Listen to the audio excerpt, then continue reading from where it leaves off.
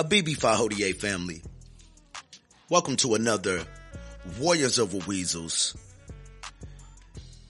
I'm your host, Busara. I want to get right into our discussion because I have a lot to talk about and we don't have that much time. So let's get right to that ancestral wisdom that always does us justice. If your house is on fire, there's no time to go hunting. West African proverb. I'm going to say that one more time. If your house is on fire, there's no time to go hunting. And I hope that this proverb can tie into the discussion that I have laid out, which I'm pretty sure that it will.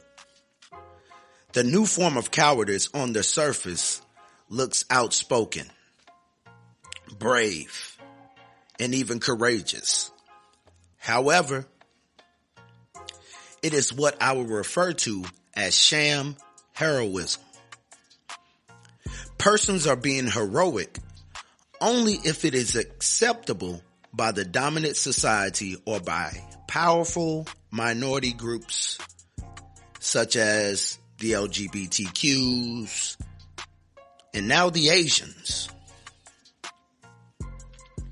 These sham heroes are often quiet about the consistent issues that appear and occur within the black community as well as throughout the African diaspora. Unless they have been given the green light by the dominant society or by the dominant society's honorary members, they will pull out the bullhorn and climb up onto the proverbial soapbox as long as they're on the winning team. And by winning team, I mean the team that doesn't upset white liberals. Let's be real. White liberals have had their hands in the black pot for far too long. Hijacking social narratives, sending out white logic in blackface, or white cover-ups in blackface. This creates a well-paying atmosphere for cowards to look like heroes.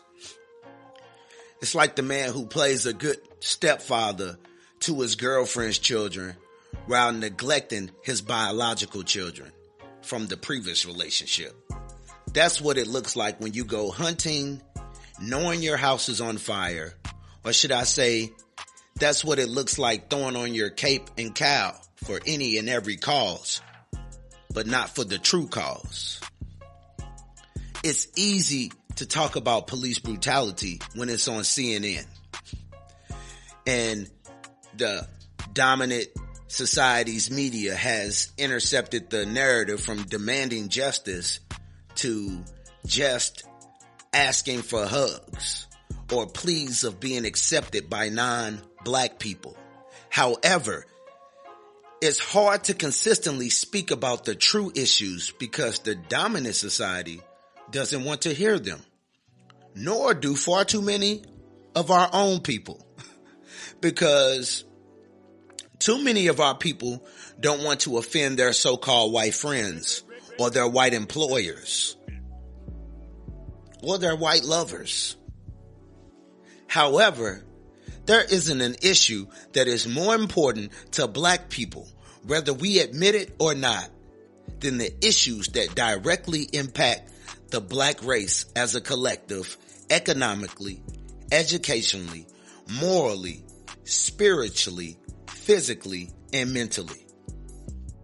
I mean, if black people are catching the most hell from the police, random racism, discrimination in all areas of society, gentrification, mass incarceration, rape, molestation, domestic abuse, nonviolent crime, violent crime, miseducation, white Jesus, COVID-19, broken homes, high cholesterol, low marriage rates, misrepresented as well as underrepresented in the media, means we have a lot of work to do before we go hunting for more work to do.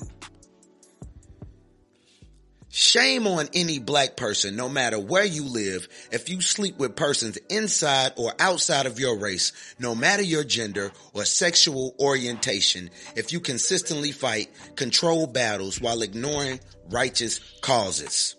Shame on any black person who has never spoken against groups that are racist and or exploitive towards black people, but have spoken in favor or remorse consistently for any and every cause that is socially acceptable in a racist society. We are becoming casualties of multiculturalism, and we are approaching the point of full-on menticide. We go hunting for new holidays, new sexual habits, new groups to protect, and all while we are hunting for new fires to fight, our proverbial homes are burning, have been burning, and they're not vacant, nor do we have any other place to take shelter once we return from our hunting rooted in escapism. Anything but righteousness. Anything but revolution. Anything but upsetting persons who need to be upset. Shame on you and your sham heroics. Shame on any black person who prays for nations or groups that are preying on African people like vultures and vermin. Be righteous. Righteous persons don't seek to love everyone. Righteous people seek to spread justice. Loving the oppressor isn't justice. Getting the oppressor to love you isn't justice. Fighting for the oppressor more than you fight for the oppressed isn't justice. Taking on every battle while completing none of them isn't justice either. It's counterproductive, just like going hunting while your house is burning, with all of your genetic, irreplaceable material and mementos inside. We also must know the history as well as the current agendas of groups we call ourselves fighting for, while our homes are engulfed in flames. What is the end goal of the LGBTQ movement?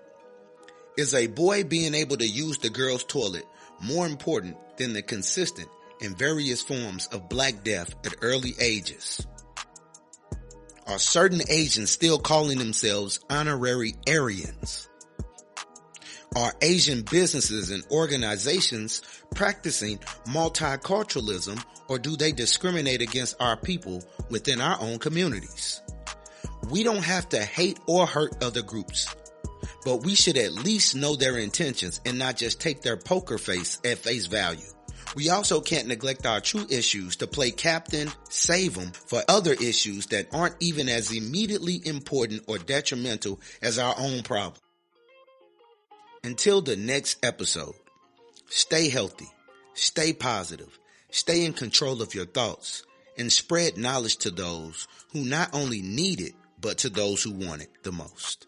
Busara, signing out, a BB Fahodie family. Hey.